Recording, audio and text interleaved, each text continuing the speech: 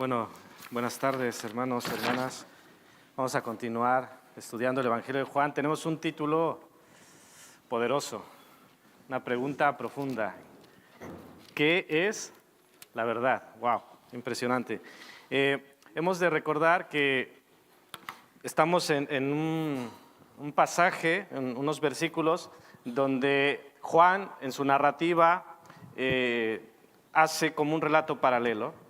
Los sinópticos van un poco más en línea, pasan de lo que es el juicio de Jesús y lo que es la negación de Pedro. Juan intercala un poco, y por eso tenemos unos versículos salteados para tratarlos por separado, pero no significa que los aislemos de tal manera que no tenga nada que ver una con la otra. No, sin duda tiene mucho que ver, sobre todo, recordáis en aquel punto donde dice que Jesús volteó y miró a Pedro cuando éste le había negado por tercera vez y el gallo cantó. También hemos de considerar que el Evangelio de Juan fue escrito muchos años después que los otros evangelios. Entonces, tiene un énfasis distinto, ¿no? Los sinópticos, pues se llaman así, lo que es Mateo, Marcos y Lucas, guardan mucho parecido en muchas cosas, y Juan es un poco distinto. Recordemos, y quiero volver a leer el propósito de la escritura de este evangelio, que se encuentra en 20:31. Decía Juan: estas cosas se han escrito para que creáis que Jesús es el Cristo, el Hijo de Dios, y para que creyendo tengáis vida en su nombre. Estas cosas, todo el Evangelio de Juan, todo lo que puso Juan allí, fue escrito con la intención, evidentemente inspirado por el Espíritu Santo, de que creamos que Jesucristo es el Cristo, el Hijo de Dios, y que creyendo tengamos vida eterna. Así que si vamos en el capítulo 18, si terminamos Juan y tú no has creído que Jesucristo es el Cristo, algo está mal. O Juan no lo supo hacer, o yo no supe transmitir, o a lo mejor quizá el problema esté en tu incredulidad. Lo dejo allí. Bueno, estos versículos que hemos leído en el relato de Juan nos habla de que Jesús tiene un interrogatorio ante Anás, otro ante Pilato y otro ante Caifás. No da muchos detalles, poco y nada, da de su encuentro con Caifás y no menciona el encuentro con Herodes. Vamos a respetar, aunque algo mencionaré del encuentro con Caifás, apoyándome en Mateo sobre todo. Vamos al primer punto, a su interrogatorio ante Anás. Dice el versículo 13, que no leímos, pero que está ahí al lado, dice que cuando arrestaron a Jesús, recordemos la escena, Jesús va atado y al primero que le llevan, según el versículo 13, es, y le llevaron primeramente a Anás porque era suegro de Caifás. Perdón, otra vez me he olvidado. Porque era suegro de Caifás, que era sumo sacerdote aquel año. Pongamos atención en los detalles. Le llevaron primeramente a Anás porque era suegro de Caifás. Este era sumo sacerdote aquel año. ¿Por qué le llevarían primero a Caifás? ¿Por qué primero a Anás, y no a Caifás? Quiero rápidamente comentaros un poco sobre Anás. Anás, el suegro de Caifás. Él no era el sumo sacerdote aquel año. Y según las fuentes bíblicas y también fuentes históricas como la de Flavio Josefo y también incluso el Talmud es un libro que contiene la recopilación de la tradición oral judía acerca de la religión y las leyes. Es así como un comentario de la Torá, es como un comentario de la ley. Ese es el Talmud, y el Talmud tiene algunas referencias hacia Anás, y por eso podemos tener un poco más información de este hombre. Anás fue el sumo sacerdote antes de este tiempo que estamos ahora estudiando, entre el año 6 y el año 15 después de Cristo. En ese año, en el año 15, fue depuesto por los romanos. Pero recordemos que el oficio, la labor, el ministerio de sumo sacerdote para los judíos era de por vida. Entonces ellos le consideraban de esta manera, aunque había sido depuesto. Y siendo depuesto, él siguió siendo ese líder era la mente gobernante del Sanedrín. De hecho, podemos pensar que Anás era el hombre a consultar en cualquier situación. Entonces, una vez entendiendo todo esto, no ha de extrañarnos que le llevaron primeramente a Anás. Este hombre era orgulloso, ambicioso y era muy, muy rico. Se entiende, se piensa que la fuente principal de su riqueza tenía que ver con los beneficios del precio de los sacrificios que se vendían para las ofrendas. ¿Recordáis esa escena cuando Jesús voltea las mesas y todo esto? Pues evidentemente esto no beneficiaba las finanzas de Anás ni de Caifás. Bueno, esto es una rápida radiografía de quién era Anás, en esta referencia de por qué llevaron a Jesús primeramente a Anás.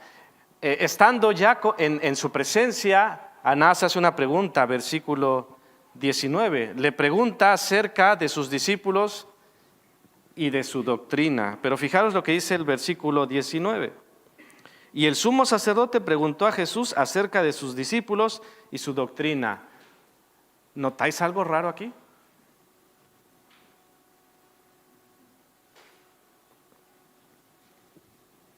Comparadlo con el versículo 13.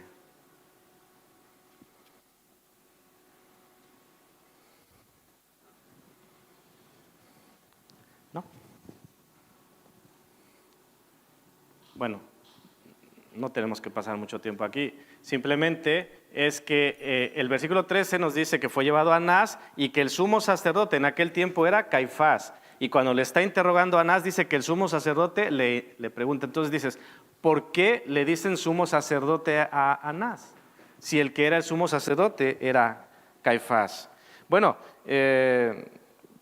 cuando he explicado un poco acerca de Anás, podemos entender que tenía esa figura de liderazgo y que incluso en otras porciones de la Biblia, como Lucas 3:2 y Hechos 4:6, se menciona a Anás y Caifás como sumos sacerdotes. Es decir, no hemos de enrollarnos tanto porque yo estaba leyendo comentarios y había hipótesis, había teorías, que al final no fue llevado ante Anás, que fue directamente con Caifás y estando con Caifás. Pero claro, si tú dices que realmente este sumo sacerdote es Caifás y vas al versículo 24, que dice, Anás entonces, después de todo, le envió atado a Caifás. Dices, pero entonces no cuadra, no encaja. Pero es tan simple como esto, es tan simple como decir que Anás ocasionalmente le llamaban sumo sacerdote y no estamos errando o diciendo nada extraordinario. Pero volvamos a la pregunta de Anás. A Anás le importaba saber sobre los discípulos y sobre la enseñanza de Jesús. Lo vemos en el versículo 19. ¿Qué buscaría Anás? ¿Qué buscaba al interrogar a Jesús de esta manera? ¿Qué pensáis? El sumo sacerdote preguntó a Jesús acerca de sus discípulos y de su doctrina. Estaban pasando muchas cosas, era de noche, hacía frío, eran altas horas de la noche, mejor dicho. Al principio, Anás estaba dando tiempo, todo corría a prisa, tenían que convocar al Sanedrín, tenían que hacerlo bien, o formalmente, oficialmente, y tenían que ganar tiempo. Pero sobre todo y de fondo, Anás buscaba llegar a la meta que se habían trazado mucho tiempo antes. ¿Sabéis cuál es la meta que se habían trazado estos hombres con Jesús? No de esa noche ni de la semana anterior, mucho tiempo atrás. ¿Sabéis qué meta se habían impuesto con Jesús? Matarle.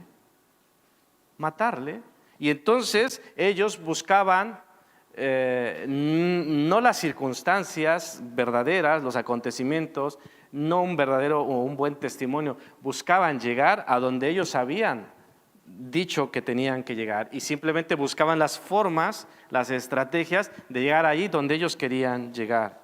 que era matar a Jesús. Pero fijaros qué interesante, Jesús le responde: ¿por qué me preguntas a mí? Pregunta a los que han oído, ¿qué les haya yo hablado? He aquí, ellos saben lo que he dicho. Jesús no había enseñado en secreto, Jesús no se había escondido. Jesús enseñaba públicamente en el templo y en las sinagogas. De hecho, era un poco vergonzoso que uno de los líderes espirituales de Israel no supiera las enseñanzas y las doctrinas de Jesús, que no conociera la doctrina y la enseñanza del Hijo de Dios. ¿Tiene sentido? Un líder espiritual en Israel, responsable de la vida espiritual de Israel, no sabía, no se enteraba de las enseñanzas del Hijo de Dios, que evidentemente para ellos no lo era, y por eso le despreciaban, pero eso no significa que dejara de ser hijo de Dios. Lo que sí sabía Anás es que era una piedra en su sandalia. ¿Sabéis lo que quiero decir, no? Como decimos, una piedra en el zapato, pues simplemente en una sandalia. Y fijaros, sabemos, he mencionado lo del templo, pero fijaros algunas palabras que Jesús tenía para este tipo de personas. Mateo 23, 27 y 28. Ay de vosotros, escribas y fariseos, ay de vosotros, hipócritas. Esta mañana estudiábamos mucho sobre esto, el tema de que no seamos hipócritas. Dice, porque sois semejantes a sepulcros blanqueados que por fuera, a la verdad, se muestran hermosos, mas por dentro están llenos de huesos de muertos y de toda inmundicia. Así también vosotros por fuera, a la verdad, os mostráis justos a los hombres, pero por dentro estáis llenos de hipocresía e iniquidad. ¿Será que por cosas como estas Jesús no era muy bienvenido con estos líderes? Jesús decía la verdad. A veces no gustaba, muchas veces no gustaba esa verdad, pero él igualmente la decía. Y lo dice en estos versículos que hemos leído. Decía Jesús, para esto he venido al mundo, para dar testimonio a la verdad. Versículo 37. Para esto he venido, para decir la verdad. Si la recibes, magnífico. Si la rechazas, eres responsable. Es tu decisión y tienes que asumir las consecuencias. En estos versículos vemos que un hombre golpea a Jesús.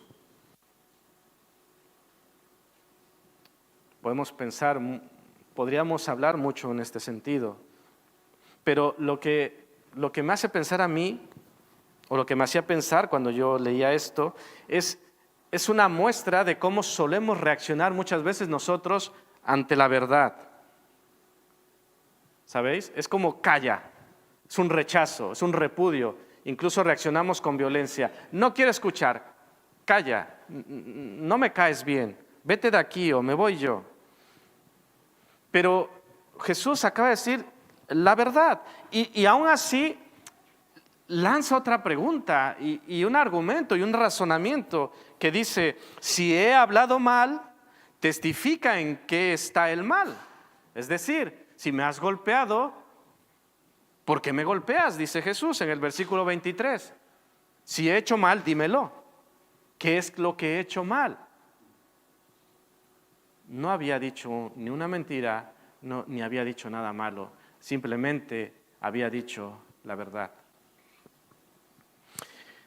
Anás, este primer encuentro con Jesús, no encontró la verdad. Porque recordemos que nuestro título es ¿qué es la verdad? Pues Anás no encontró la verdad, pero también debemos decir que tampoco la buscaba. No buscaba la verdad, más bien buscaba su verdad. Si acaso pudo ganar un poco de tiempo, pero tampoco pudo hallar nada en Jesús que le incriminara. Pasemos al punto número 2. El interrogatorio ante Caifás. La única referencia en Juan aquí es el versículo 24, que Anás le envió atado a Caifás. Y si veis el versículo 25, dice, estaba pues Pedro en pie, o sea, pasa con Pedro, y en el versículo 28 dice, llevaron a Jesús de casa de Caifás al pretorio. Es decir, ¿qué pasó con Caifás? Juan no nos lo dice, pero Mateo sí que nos lo dice. No voy a ahondar mucho aquí porque solamente es tomar prestado un poco de Mateo. Algún día, si Dios lo permite, que estudiemos Mateo, iremos un poco más a fondo. Pero Mateo nos habla claramente de lo que ellos querían y que ya he mencionado. Mateo 26, 59. Buscaban matarlo o buscaban cómo matarlo. Lo intentaron con falso testimonio, lo intentaron con estos interrogatorios, pero como dice 26:60, dice, y no lo hallaron, aunque muchos testigos falsos se presentaban. Intentaban de una manera, de otra, pero es que no había manera. No había algo que se sostuviera. Había acusaciones, pero ninguna se sostenía. Jesús respondió, versículos 62 y 63 de Mateo 26. Bueno, más bien la respuesta de Jesús fue esta, no responder nada. Dice, y levantándose el sumo sacerdote, ahora sí, apropiadamente Caifás, le dijo, ¿no respondes nada? ¿Qué testifican estos contra ti? Mas Jesús callaba. Pero viene, si me permitís, un momento de inspiración, de mala inspiración, porque lanza una pregunta. Caifás, el sumo sacerdote, el que había dicho que era mejor que uno muriera y no todos, dice, ¿eres tú el Cristo? ¿El Hijo de Dios? ¿Qué podía decir Jesús? ¿Qué se os ocurre que podía responder Jesús? Como Pedro, no lo soy. No lo conozco. No sé qué dices. ¿Qué podía decir Jesús ante una pregunta tan directa? ¿Eres tú el Cristo, el Hijo de Dios? ¿Qué podía decir Jesús?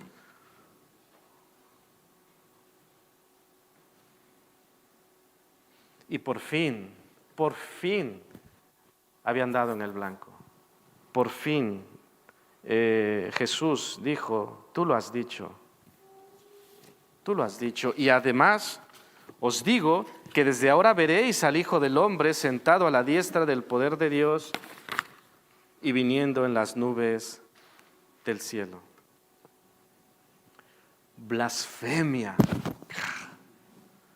Blasfemia. Y llegaron por fin a aquel lugar, a aquella meta, a aquel propósito que se habían puesto. Por fin lo habían conseguido. Dice Mateo 26, 65 y 66. Entonces, el sumo sacerdote rasgó sus vestiduras diciendo, ha blasfemado. ¿Qué más necesidad tenemos de testigos? He aquí, ahora mismo habéis oído su blasfemia. ¿Qué os parece? ¿Qué decís? Y respondiendo ellos dijeron, es reo de muerte. Debe morir, ha blasfemado, que muera. Y ya el relato nos dice que un hombre había golpeado a Jesús en la presencia de Anás. Pero en estos versículos de Mateo 26 se nos dice que después de que lanzaron estas acusaciones, dice el texto, entonces le escupieron en el rostro y le dieron de puñetazos y otros le abofeteaban. No sé esto que te hace sentir. Que a Jesús, el Cristo, el Hijo de Dios, el que no hizo daño a nadie, le escupieron en el rostro.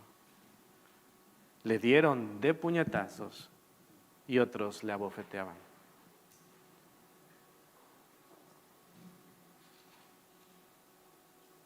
Caifás, aunque escuchó la verdad, ¿cuál fue la verdad que escuchó Caifás? Decídmelo. Soy el Cristo. Escuchó la verdad. Preguntó, ¿eres el Cristo? Sí, tú lo has dicho. Escuchó la verdad.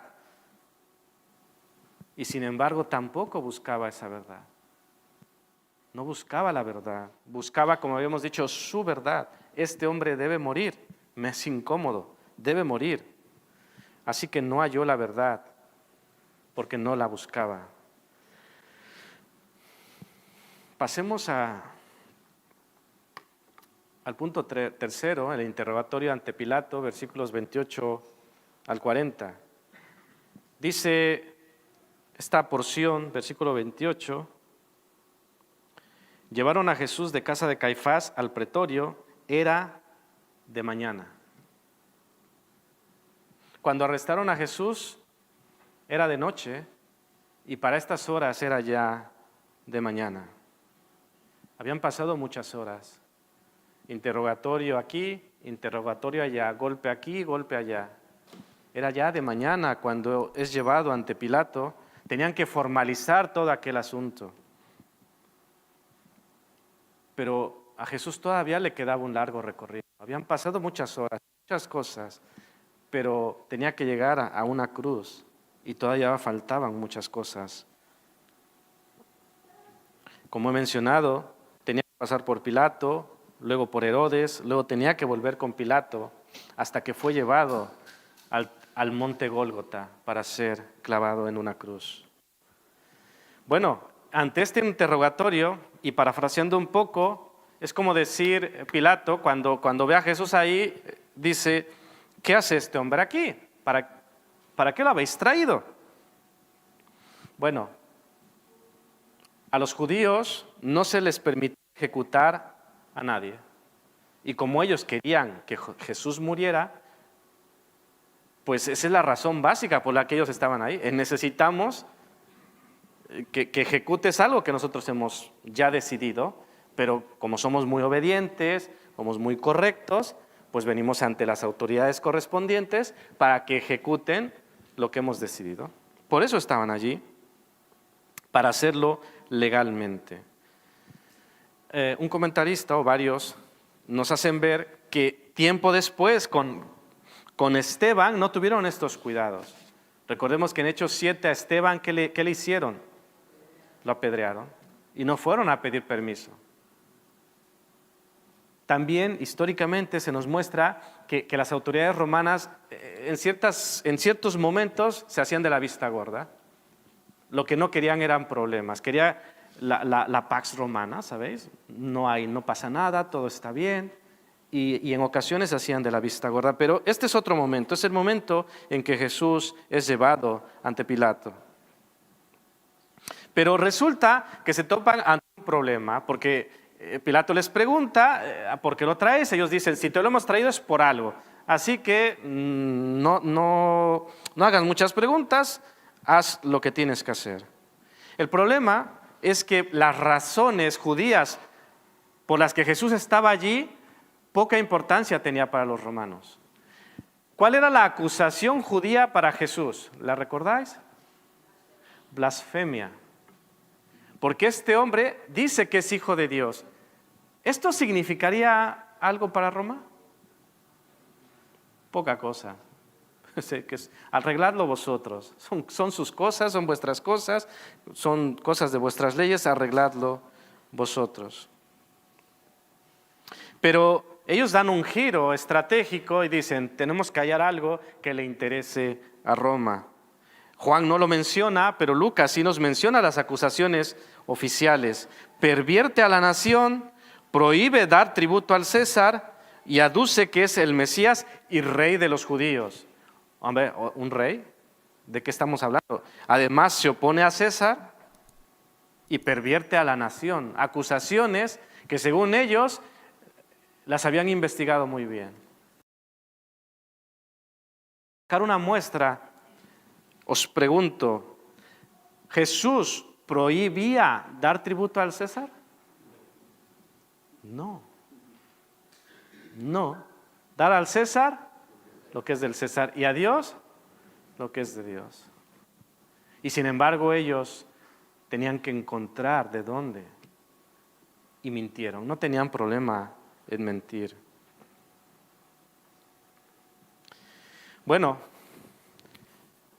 ellos lanzan esto, Pilato los escucha No hemos de perder de vista que el relato nos dice que ellos no entraron a ese lugar. ¿Por qué no entraron a ese lugar? Lo veremos más detalles más adelante.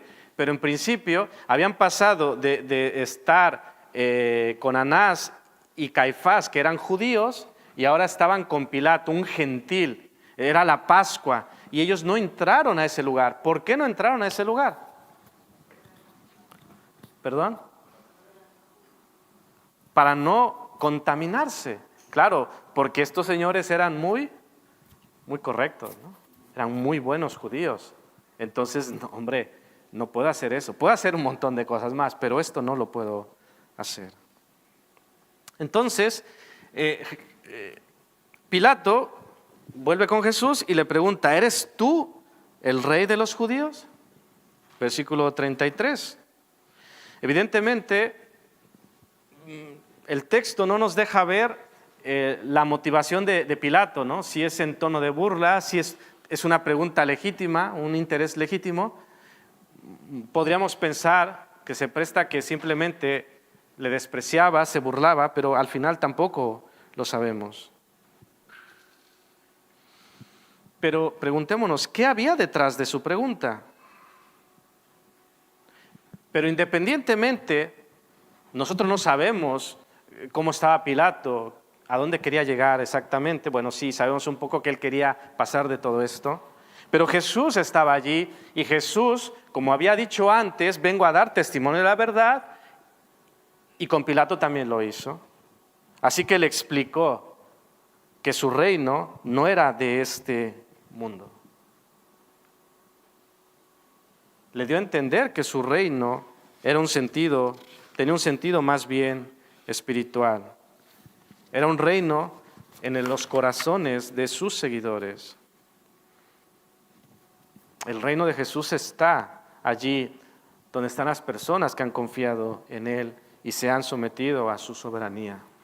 Y sí, ciertamente, después tendrá ese reino, ese reinar físico también, porque Él es Rey de reyes y Señor de señores. Y llegamos a este punto cumbre, versículo 38, en medio de este interrogatorio, Pilato dice, cuando Jesús le dice que viene a dar testimonio de la verdad, Pilato dice, ¿y qué es la verdad? Dices que vienes a dar testimonio de la verdad, ¿qué es la verdad? Jesús decía, tú dices que yo soy rey, yo para esto he nacido y para esto he venido al mundo, para dar testimonio a la verdad. Todo aquel que es de la verdad, oye mi voz. Le dijo Pilato, ¿qué es la verdad? ¿Cuál fue el problema de Pilato? Hizo la pregunta correcta, pero ¿qué fue lo incorrecto que hizo Pilato?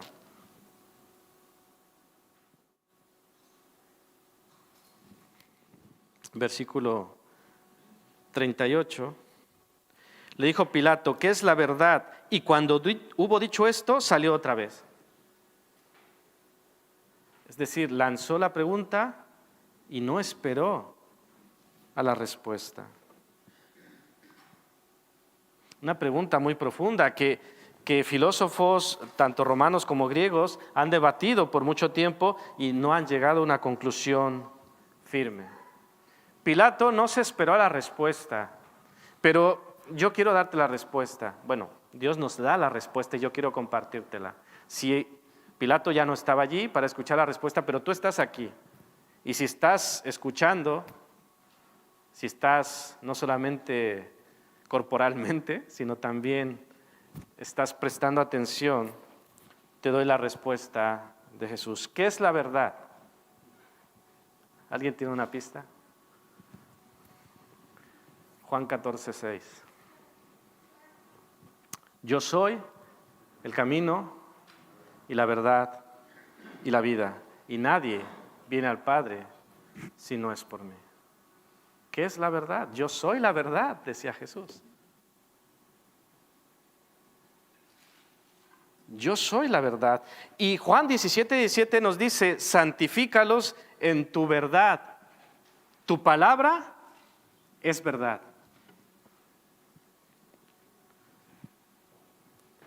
Y dice Juan 16:13, pero cuando Él, el Espíritu de verdad, venga, os guiará a toda la verdad, porque no hablará por su propia cuenta, sino que hablará todo lo que oiga y os hará saber lo que habrá de venir.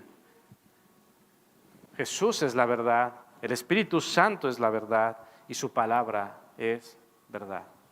¿Qué es la verdad? ¿Queremos conocer la verdad? Yo creo que consciente o inconscientemente, directo o indirectamente, a todos nos interesa la verdad.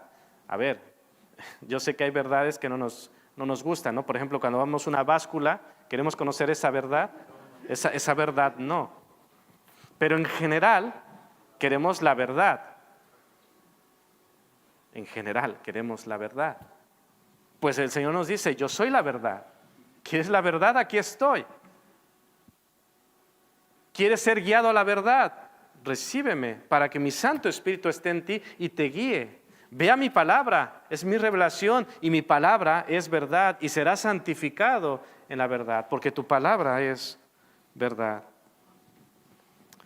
Y simplemente para decir lo contrario a la verdad, es decir, la verdad es todo lo contrario a la mentira. Yo creo que tiene sentido, ¿no? La verdad y la mentira son opuestos. Pues muchas veces analizar lo opuesto nos ayuda a entender lo que es esto. Entonces, la verdad es todo lo opuesto a la mentira. Y os comparto un versículo que hemos pasado, 8:44 de Juan, que dice, vosotros sois de vuestro padre el diablo y los deseos de vuestro padre queréis hacer. Él ha sido homicida desde el principio y fijaros, y no ha permanecido en la verdad, porque no hay verdad en él. Cuando habla mentira, de suyo habla, porque es mentiroso y padre de mentira. Hermanos, ¿qué es la verdad? ¿Queremos la verdad o queremos la mentira? La verdad es Jesús y el padre de mentira es Satanás. ¿Queremos mentir?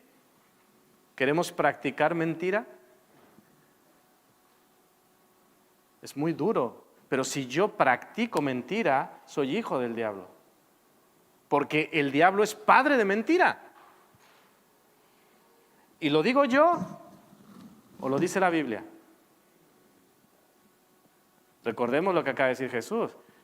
La palabra es verdad y somos santificados en su verdad. Y hay verdades que no nos gustan. ¿Recordáis aquellas verdades que Jesús le decía a los fariseos, a los escribas? ¿Les gustaría? No. Y también hay verdades que a nosotros no nos gustan, pero son verdades. Cojámoslas y hagamos lo correcto. Luego el relato nos dice que Pilato hizo un último intento, porque en todas estas declaraciones se escuchó que Jesús era de Galilea. Dijo, de Galilea, pues está fuera de mi jurisdicción. Este caso le toca a otro. Y como Herodes estaba en Jerusalén por la Pascua, pues mira, le envió a él. Tampoco Juan nos trata este interrogatorio con Herodes, pero podemos resumir que Herodes, después de cuestionarle y tal, no halló nada que fuera digno de muerte y le regresó a Pilato. Así que, si me permitís, el problema le vuelve otra vez a Pilato. Así que Pilato dice, ¿qué haré para librarme de esto? Ya sé, tenemos la costumbre de liberar a alguien por la fiesta de la Pascua. Yo creo que aquí sí me libro. ¿Por qué? Porque hace 5 días la gente estaba aclamando a este hombre. Hace 5 días decían, Hosana, bendito al que viene en el nombre del Señor, el Rey de Israel. Hombre, por aquí salgo seguro. Pero ¿qué nos dice el texto? ¿Qué gritó la multitud?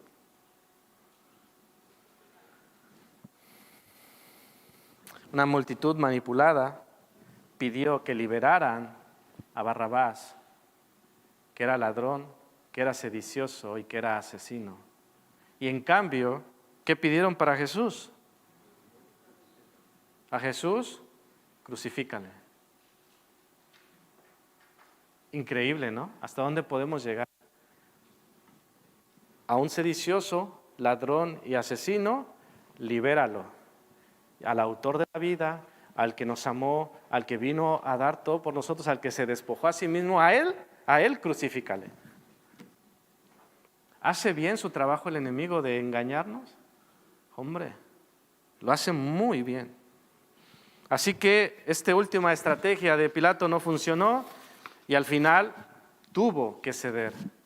No soportó más y lo entregó a Jesús para ser golpeado, pero también para ser crucificado.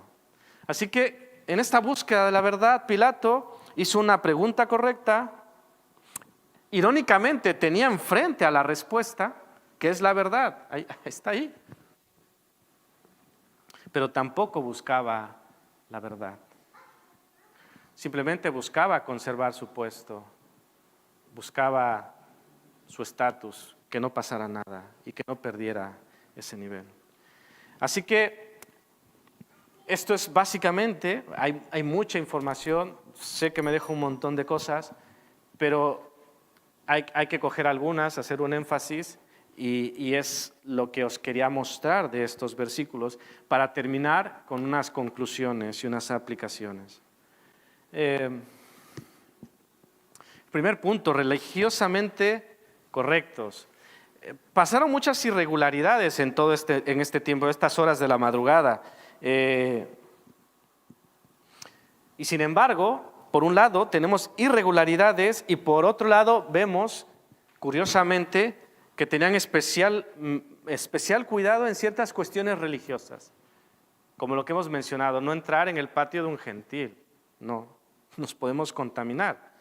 Incluso también se menciona que de acuerdo a sus normas, dijéramos a los estatutos, era necesario que el concilio se reuniera por la mañana, ¿cómo se dice? En horas laborables, para dar su veredicto. Es decir, en la noche era ilegal juzgar casos capitales. Y aquí se estaba juzgando un caso capital, dar muerte a Jesús. Y claro, como hay que ser correctos, pues tenemos que hacerlo en la mañana, con el concilio convocado, y entonces lo hacemos bien, porque hay que hacer las cosas bien, ¿no? Pero hay otro dato que yo llamaría escalofriante. Lo del patio. No entraron en el pretorio para no contaminarse, dice el versículo 28, y así, al no contaminarse, podían comer la Pascua como buenos judíos. Dios había dicho que celebraran la Pascua y ellos eran obedientes a Dios. Entonces, tenían que cuidarse. Aunque por otro lado estaban crucificando al Hijo de Dios. Pero por la parte de la religión, correcto.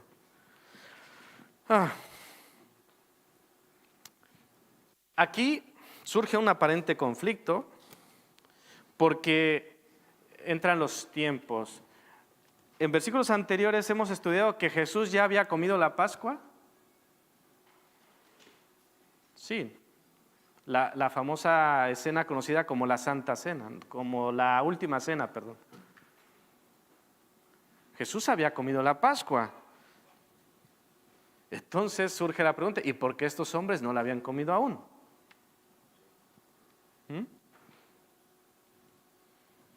Y aquí surgen infinidad de teorías. Y empiezan a hacer un montón de movimientos interesantes, unos con sentido, unos no tanto. Pero yo os quiero compartir una teoría. No deja de ser teoría, pero creo que es edificante. La teoría es del doctor H. Mulder. Dice su propuesta: no habían comido la Pascua aún porque los miembros del Sanedrín habían estado tan preocupados con el arresto y juicio de Jesús que no habían tenido tiempo para la comida pascual. El jueves por la noche, estos hombres habían estado esperando a Judas, no sabían cuándo llegaría. Tampoco sabían dónde Jesús iba a celebrar la Pascua con sus discípulos, así que debían estar listos, ya que también querían participar en el arresto, aunque fuera solo como espectadores, Lucas 22:53, es decir, querían estar allí, y vemos en el relato del arresto que muchos de ellos estaban allí. En resumen, la cena pascual podía esperar. había cosas más importantes ahora mismo. Y finalmente dice este hombre, estos hipócritas que consideraban la contaminación ritual como mucho peor que la moral. Es decir, ritualmente puros, pero moralmente totalmente impuros. De barro hasta el cuello o más. Es decir, no podían entrar en el pretorio, pero sí podían ir a comer el cordero una vez que Jesús ya estuviera clavado en la cruz. Religiosamente correctos. Ritualmente puro, espiritualmente sucio, contaminado y pervertido. ¿Esto nos debería decir algo a nosotros hoy?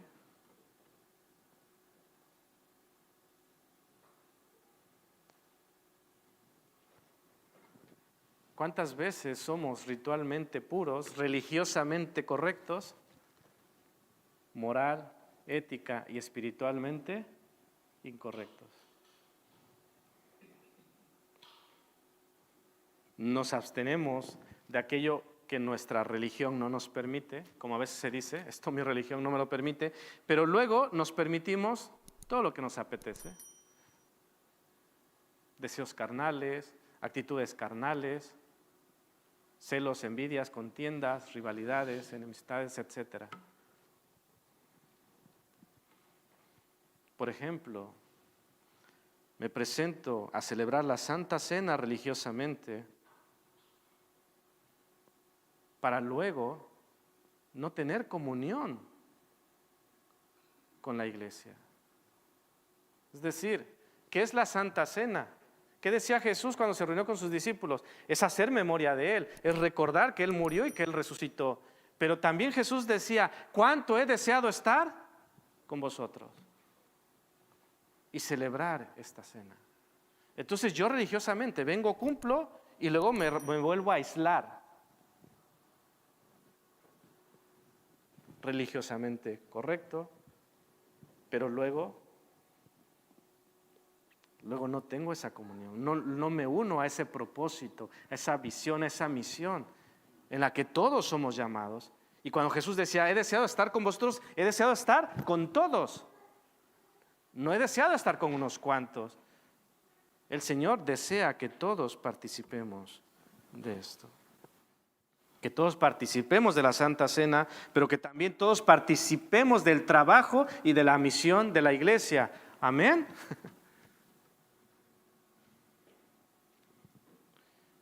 Cuando damos más importancia al cumplimiento de nuestras normas y cometemos el grave error de pasar por alto las normas de Dios, tenemos un problema. Seremos religiosamente correctos, pero ¿sabéis lo que el Señor le dirá a los religiosamente correctos? No te conozco.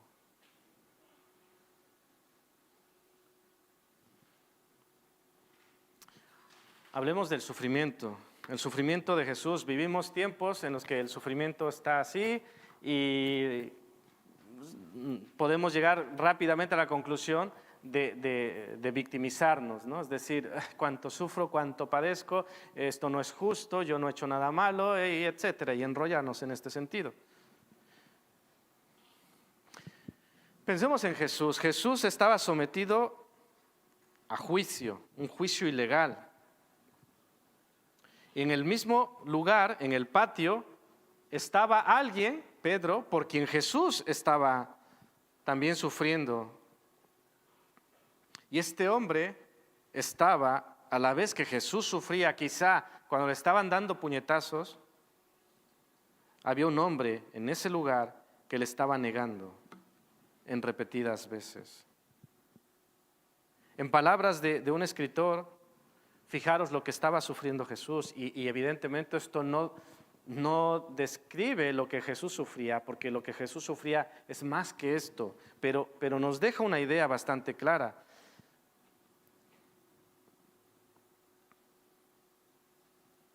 Dice, Para Él, que es absolutamente sin pecado, el verse sometido a un juicio realizado por hombres pecadores fue en sí mismo una profunda humillación. ¿Quiénes estaban juzgando al juez de jueces? Dice que estaba siendo juzgado por hombres con unas circunstancias que hicieron que la humillación fuera infinitamente peor. Fijaros, el avaricioso, mañoso, vengativo Anás, el brusco, astuto, hipócrita Caifás, el hábil, supersticioso y egoísta Pilato y el inmoral, ambicioso, superficial Herodes Antipas. Estos fueron los jueces de Jesús. ¿Sería humillante para aquel que conoce los corazones que le estuviesen señalando y acusando? ¿Sería humillante? ¿Podríamos hablar de que sufría? Porque estaba sufriendo esto y por otro lado estaba sufriendo porque uno de sus discípulos amados le estaba negando. ¿Estaba sufriendo Jesús? Cuando le daban puñetazos, ¿estaba sufriendo Jesús? Yo creo que estaba sufriendo.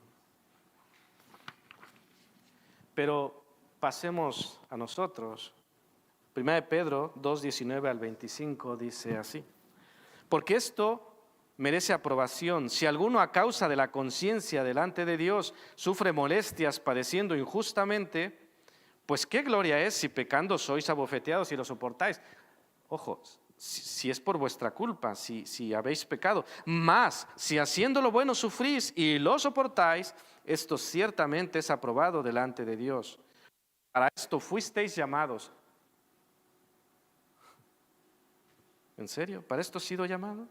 Porque también Cristo padeció por nosotros, dejándonos ejemplo para que sigáis sus pisadas, el cual no hizo pecado, y tú y yo sí hemos hecho pecado, ni se halló engaño en su boca, y en nuestra boca sí que se ha hallado engaño.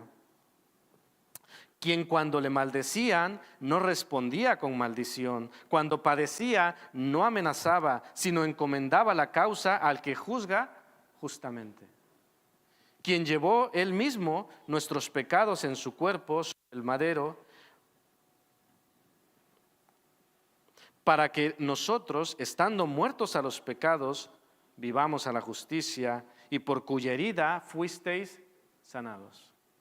Porque vosotros erais como ovejas descarriadas, pero ahora habéis vuelto al pastor y obispo de vuestras almas. ¿Qué decimos sobre el sufrimiento? ¿Os gusta esa parte cuando dice, ¿para esto habéis sido llamados?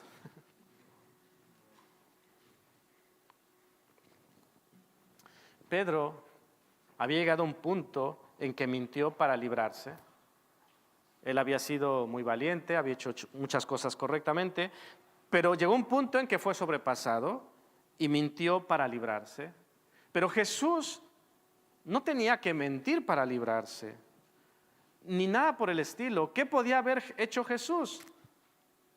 Tenía la autoridad, el poder, para que ni siquiera le hubiesen puesto una mano encima. Es más, que ni siquiera se le hubiesen acercado. Y sin embargo, ¿qué hizo? No se libró, sino que se entregó a sí mismo para que tú y yo fuésemos libertados. Él fue llevado cautivo para que tú y yo fuésemos libertados. ¿No es una pena que mientras Jesús hacía esto, había alguien que le negaba? ¿No es una pena que mientras Jesús vino a salvarte, a rescatarnos, nosotros vivamos negándole? Yo creo que es una pena. Finalizo con el tercer punto: la verdad contra mi verdad. Hemos visto los diferentes casos y cada quien tenía sus intereses, cada quien tenía su verdad, y la verdad, Jesús, no les interesaba, no querían esa verdad. Era una verdad que les confrontaba, una verdad que les señalaba, y evidentemente esa verdad no la querían. Esto también nos puede pasar a nosotros, buscar nuestra verdad. así como ellos tenían claro que Jesús debía morir, nosotros a veces ya tenemos metas definidas. Yo quiero esto, yo voy a llegar allí y yo debo hacer aquello. Y muchas veces no hemos ni consultado a Dios. ¿Realmente quiere Dios eso? Muchas veces no lo hemos hecho. Son nuestras metas, son nuestros planes, son nuestros métodos. Al final de cuentas es nuestra verdad y no la verdad del Señor. Decía Jesús, todo aquel que es de la verdad, oye mi voz. ¿Oyes su voz?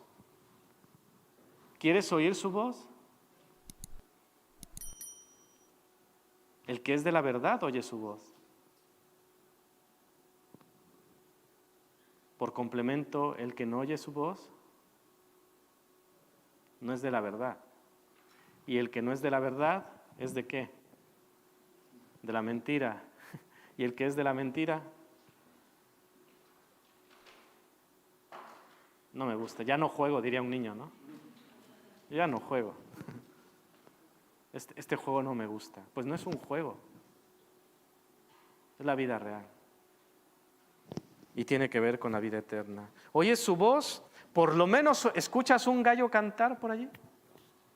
Pedro escuchó el gallo cantar y reaccionó y vio a Jesús y dijo, oh, se ha cumplido.